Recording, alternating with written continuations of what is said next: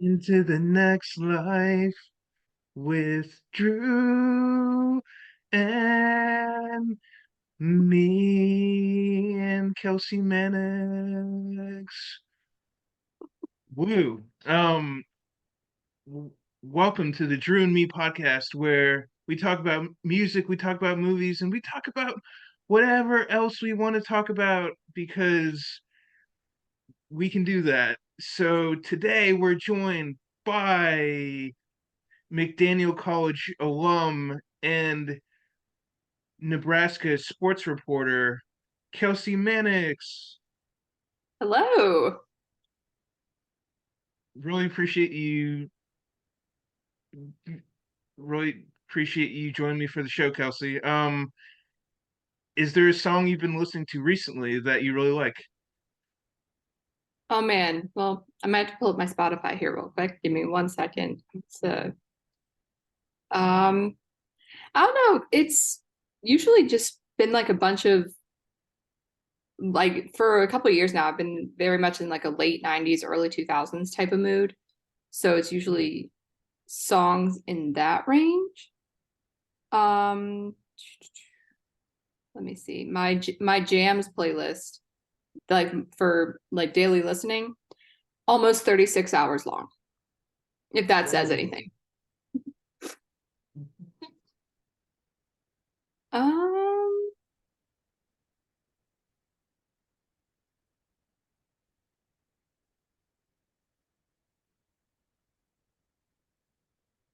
yeah, I've kind of been into All Time Low lately, actually, too. So this song right here, it's called Calm Down. That's a good Uh, one. it's really good. I like Calm Down. Okay. Like I feel like as soon as it gets into like the chorus, it's like really strong. Mm. Um, and I feel like All Time Low is a band that's been popular for a while, since like the 2000s. Yeah, like mid 2000s. I remember like a lot of my friends in middle school were fans of them. I didn't really like start listening to them more until the past like maybe 6 or 7 years. I really kind of started picking them up. Um, yeah, I feel like within the last like 2 or 3 years, like they've had a really good kind of resurgence. Uh, I feel like, uh, I feel like Monsters is a good song, and That's a then good one. with like Calm Down, it's like it's kind of like an anthem. So, Hmm. Yeah, um, it's not angry per se, but it's like it kind of gets me pumped up sometimes. yeah, I feel like it would be good for like a workout at the gym or something like that. Um,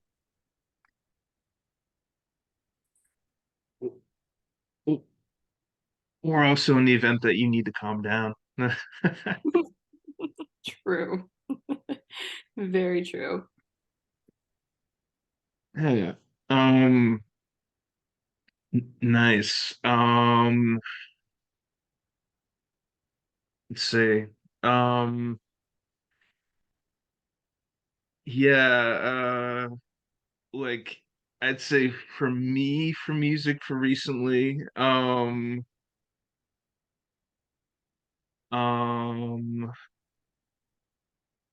always like listening to the Strokes.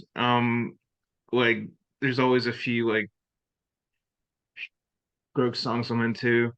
Probably if I had to pick like a favorite, I'd say uh or me in the bathroom from Rooms on Fire is I don't think I've probably heard my that. favorite song.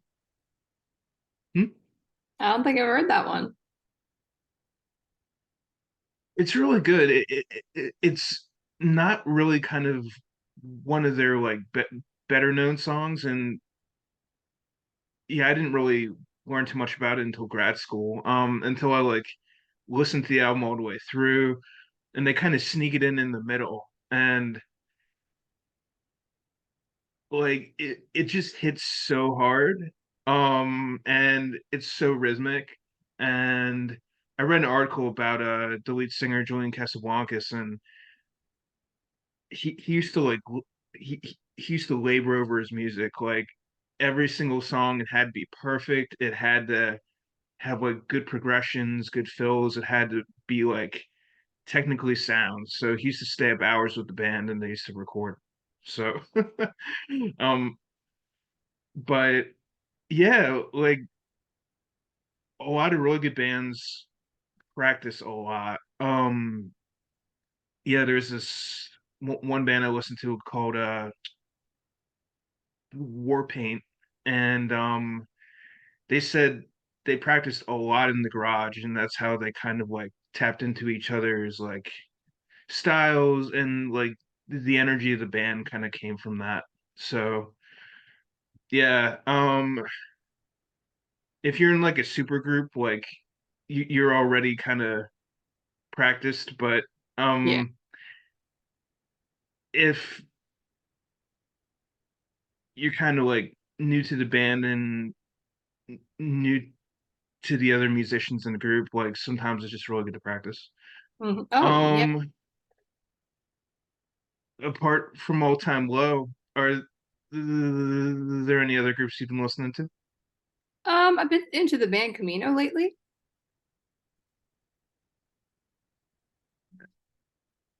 Might have heard them at some point. Yeah, they actually have a song with All Time Low that's pretty good. Um, but it's in that same like alternative, like pop punky type of range, I guess. Um, Mm, I started listening to them like a little over a year ago, maybe. Oh, yeah, year and a half ish. They've got some pretty good ones. They're good, like driving in the car type of song or going for a walk type of song. Um, but like I'm always down for listening to like 5 Seconds of Summer, of course. Um, Jonas Brothers, and mm. can't go wrong with some old One Direction hits. Yeah. Um, yeah.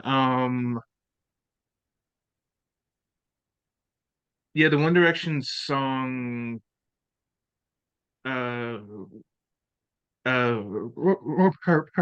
Perfect is probably my favorite from One Direction. I think it's really solid. Oh And yeah, if I had to choose between Harry and Niall, I think I would probably choose Harry. So, okay. that's fair. That's fair. I was a Louis person for a long time, Mm. but I mean, they're all great in their own ways, of course. Um, yeah, I wish they would finally do that reunion that we've all been hoping for. But Oh yeah. but we'll see. It seems like they're kind of doing their own thing, but yeah, sometime like the other night, I think last week or something, I was just trying to go to sleep, but I was jamming to um like a lot of the first album from like what was it, 2011, 2012. That was when I was in high school. Like my last like year or two of high school. So yeah, it was a nice throwback moment. Yeah, like I feel like their music has held up pretty well. Hmm. Um, yeah, like let's see. Yeah, I know when I was in grad school, there was a boy band called Why Don't We? Um, Feel like I've heard that name before. and they kind of came and left, and then I think they came back. So okay. Um, but doesn't seem like there's too many boy bands right now. But Yeah, um, I mean, not too many. I mean, I'll still put out the Jonas Brothers. Yeah, yeah. saw, Um, saw them in concert in 2019. uh, cool. That's great. Um, yeah,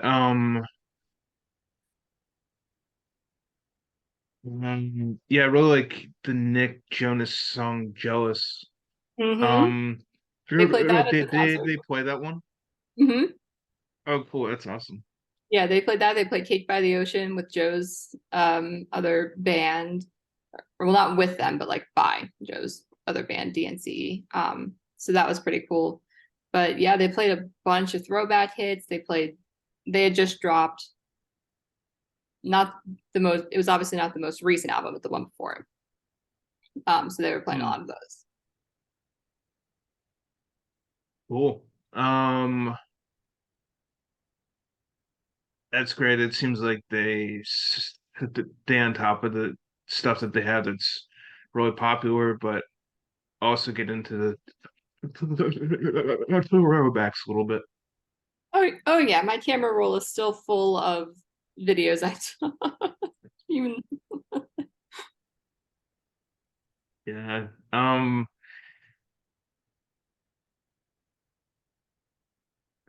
Yeah. Somebody actually told me recently that the year 3000 is actually a cover, or it that is. someone else wrote the song. Mm-hmm. It's true. But Hmm, recently, the Jonas Brothers collabed with them to put out a version of it. that's cool. Hmm. Yeah, I mean that one's not one of my favorite songs by them. Um, but along those same lines, hold on, I'll look that one up too real quick. Um, yeah, so it's by Busted, and Busted and the Okay, Jonas Brothers collabed cool. to put out that version. But then, if you've heard the song "Mbop" by Hanson, Yeah. um, they did a version a two Mbop 2.0 with Busted because I'm pretty sure that one was a cover too. So that version, that 2.0 version, when that came out, it was on repeat for me. And I don't normally put songs on repeat, but that one I was listening to for like a week straight because it's just so catchy.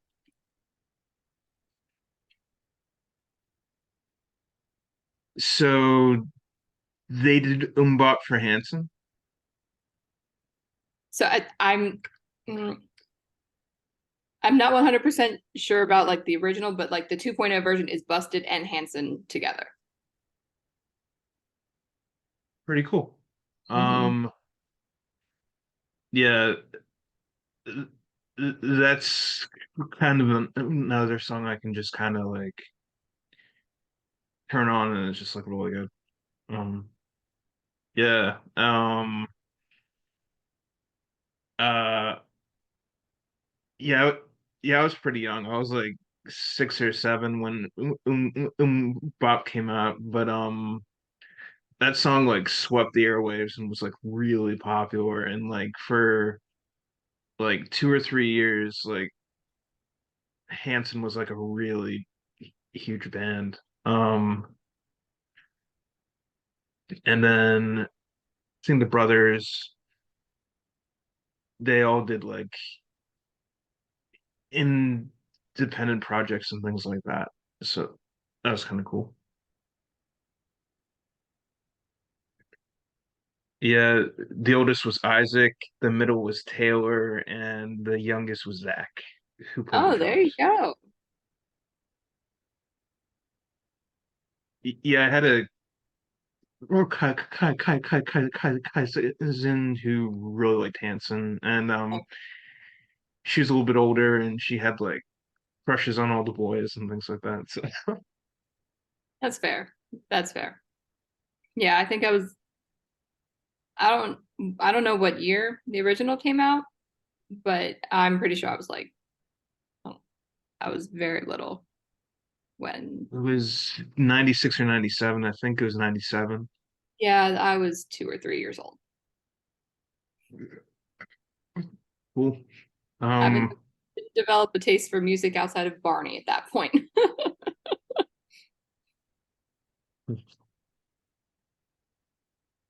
Um, yeah, like probably from a young age, I was probably exposed to a lot of music because I have an older sister. So, Mhm. yeah, she used to listen to a lot of grunge. So that was the music she would listen to. There were like children's songs or like kids songs that I listened to. Um, and uh, yeah, I remember getting into like when I was like 12, I started listening to like the Jackson 5 and like things like that, and kind of like older kind of soul and rhythm and blues music I thought was really cool. So yeah. Sweet. Yeah, I Um definitely didn't like for a lot of the time was like boy band stuff, but there's been I had like a country phase for a little while and just it depends on the mood. some Carrie Underwood and Taylor Swift. Definitely when Taylor Swift did mostly country, yeah. Um, Carrie Underwood a little bit, yeah. It was definitely I definitely like was big into like Kenny Chesney for a bit. Um, what else? Like Luke Bryan for a little bit. So yeah. Hmm,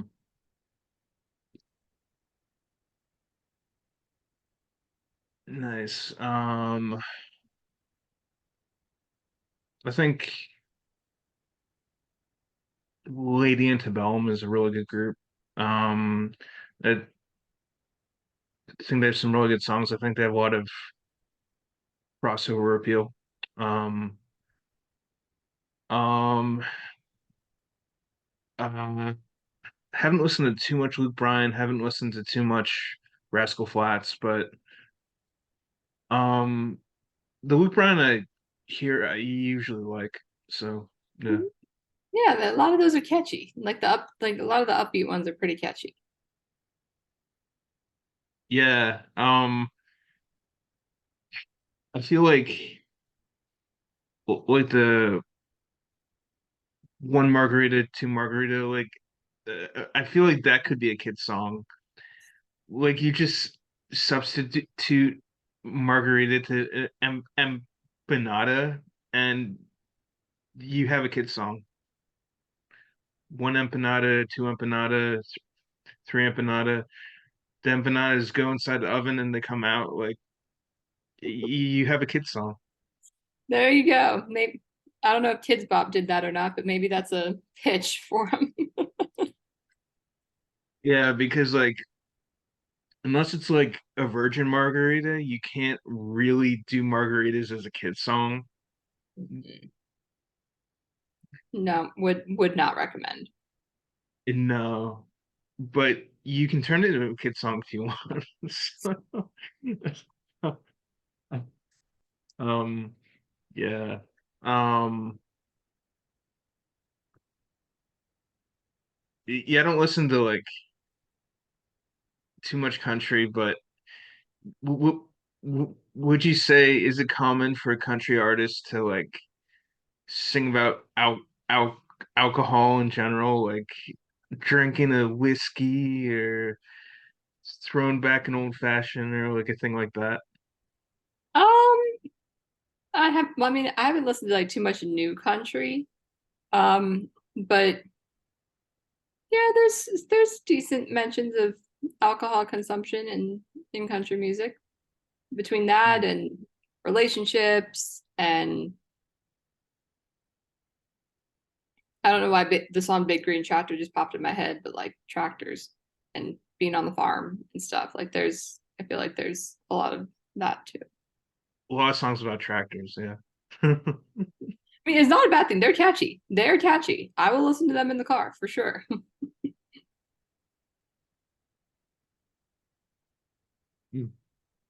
Um,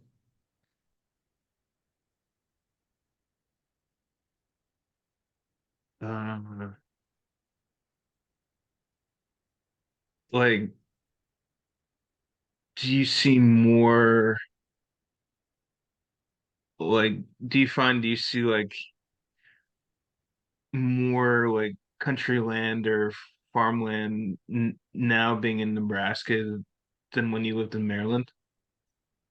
Um, it depends because I was also in Indiana for 2 years as well Oh, cool. Oh, before I moved. nice. Cool. Yeah, so from like 2021 to 23, I was in Northeast Indiana.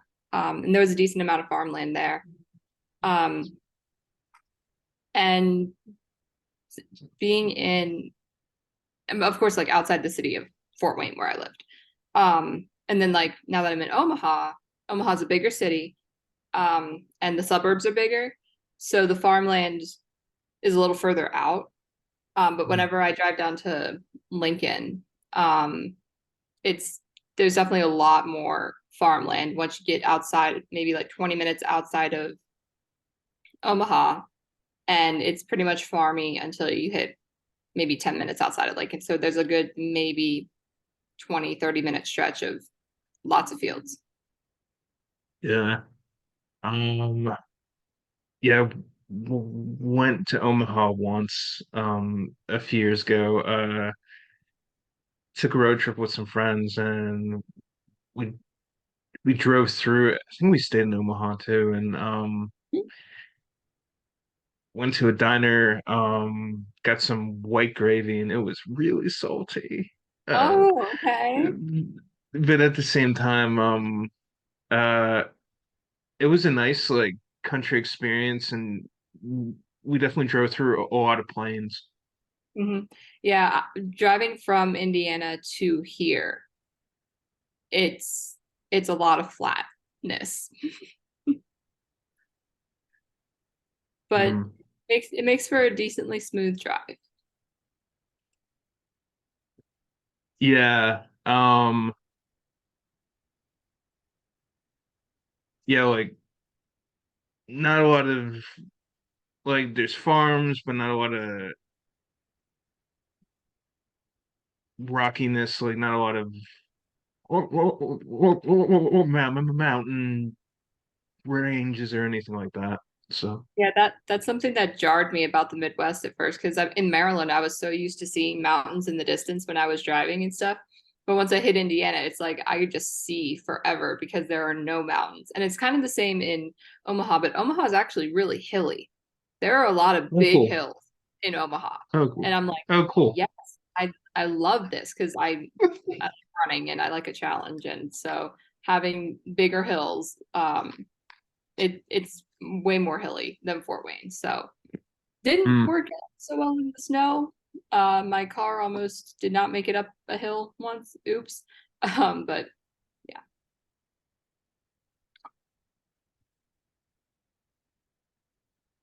I guess you just gotta be careful in the snow. yeah, yeah, it was yeah, we had a decent snowstorm few weeks ago, maybe several weeks ago at this point. Um, yeah, not not great, but we survived. We survived. Cool.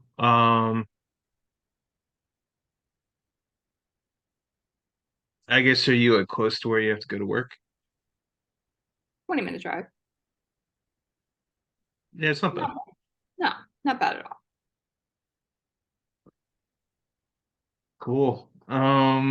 Let's see. So talk about some music. Do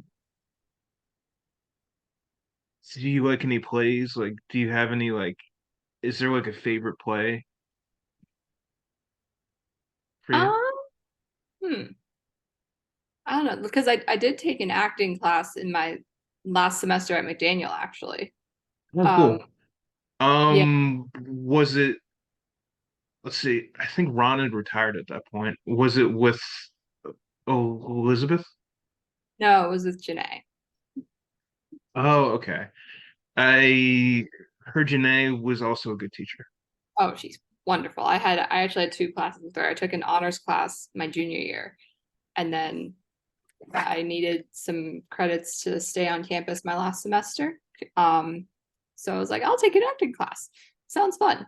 And it was awesome. We got to read quite a few good ones. One that always stuck out to me was the Laramie Project, actually. Just because Okay. of yeah, just because of like the story behind it and all of that. But it's been a while since I've read it. But just the story surrounding that play is powerful and like it's devastating, of course, but the way it was Mm. presented, um, it kind of struck me. Mm. Um, I've heard of it. I haven't read it, but um, Add to the I'll list. check it out. Yeah, yeah, yeah. I'll have to check that out.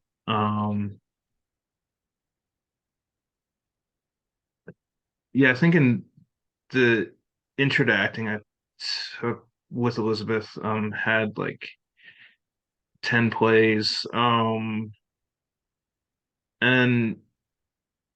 we read some good ones. Read Close Knit, which is really hard to find. Like in the years since I've really I've like searched for it and searched for it and I can't find it anywhere. um uh yeah, I'm still friends with a few people from my acting class. I'll have to ask them if they've come across it. But that was a good one. Uh did a monologue for Assassins, which is like about Jack Ruby, I think, who he was a really famous assassin. So no, it wasn't about Jack Ruby. It was about Sam Beck. Yeah. Um, so it was about Sam Beck, and he, he was he worked at a tire store, and he was pretty insane. And yeah, that was a cool monologue. I enjoyed doing that. Um, um, but the best play we did was probably uh Dog Sees God. I'm not sure if you've heard of that one. I have not heard of that one, but the title's intriguing. Um, it's pretty much like Charlie Brown goes to high school. So Oh, this really good playwright, Robert Royal, he wrote a he wrote a play of like what if the Charlie Brown characters hit puberty and they're like 15 and 16, and like what kind of problems would they have. Lucy is a pyromaniac who's in a psych ward. oh no. And and she had a relationship with Schroeder, which is really interesting. And uh Okay.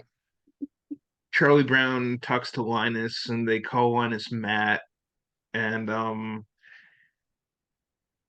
that's really interesting. And then one of the characters' dad is like a sex offender and like things like that.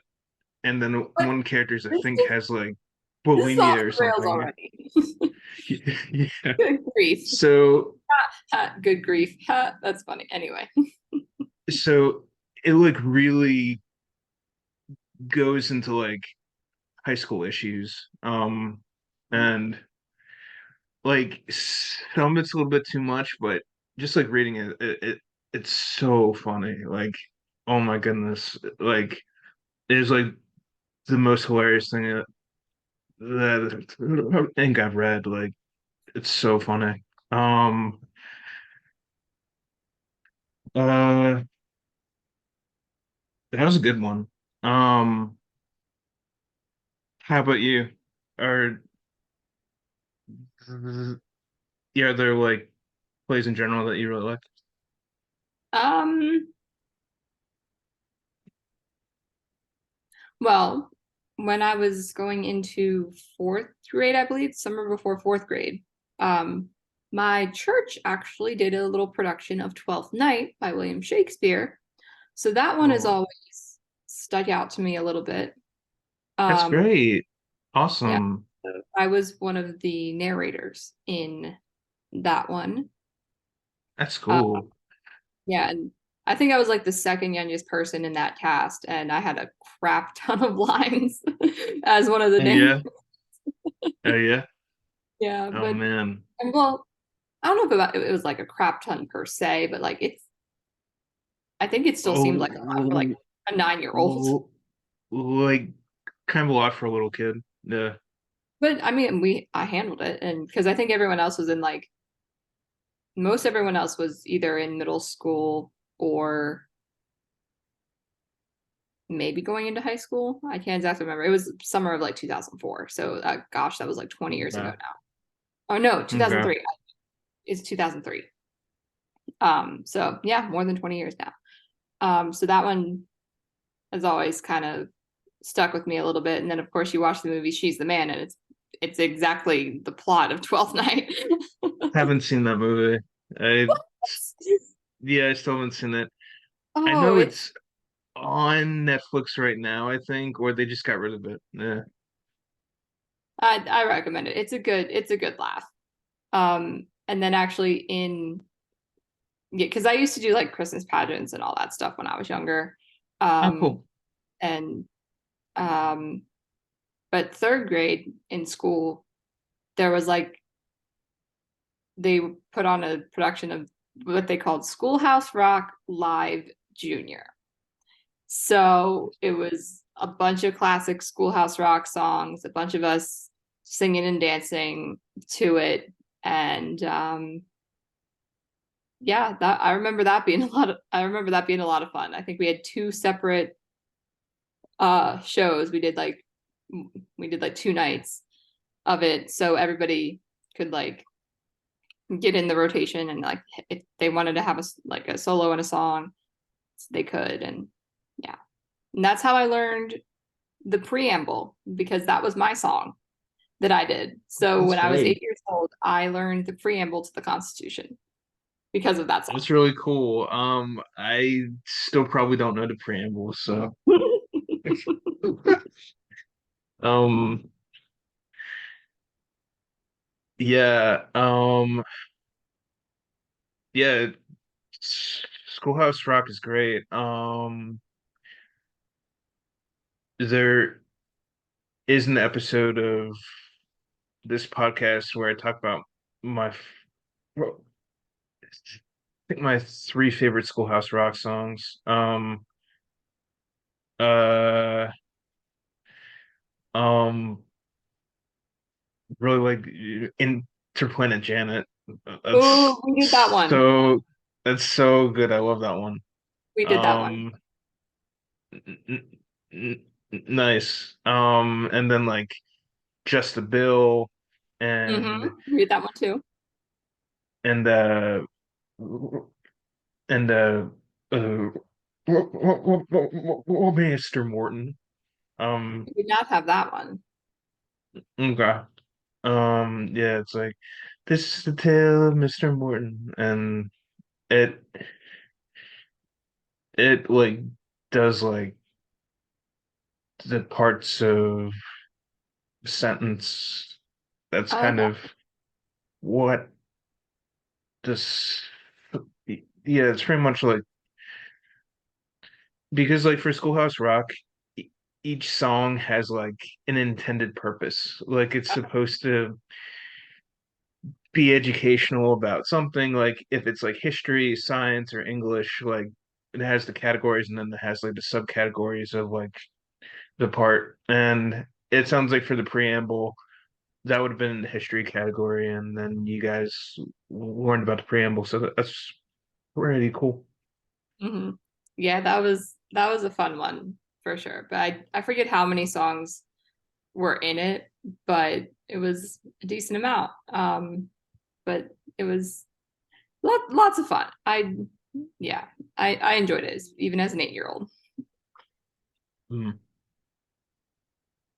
Yeah, you know, I feel the Schoolhouse Rock songs are great. They're good for all ages. They're like pretty jazzy, so you can really kind of like sing along, or you can or dance along with it. Oh Um, yeah. I'm just a bill gets stuck in my head all the time. yeah. There was like a lesser known Schoolhouse Rock song about like Elvis, I think, or it has a character who looks just like Elvis in the song, and I discovered it recently, and it's pretty good. So forget what it's called. I think it's about gravity. Yeah. It's the song about gravity, and it, it's so funny. All right, good to know. Yeah. Um, so it's actually really interesting that you said 12th Night because I was in a stage production of 12th Night about a year ago. Okay, Um, and I played the priest and one of the cops. okay. So, that was really fun. I think I can still remember my monologue. So, Yeah, I don't remember there being cops in the one I did in church, but obviously they had to like churchify the play, I'm sure. I have a copy of like the original, like the Shakespeare version. I haven't read it fully yet, but I'm pretty sure we had like a kid-friendly version. yeah. Um, I feel like the first or second time around, it's a pretty hard play to understand. Like it's like pretty complicated. It has a lot of parts to it, but I feel like it's really cool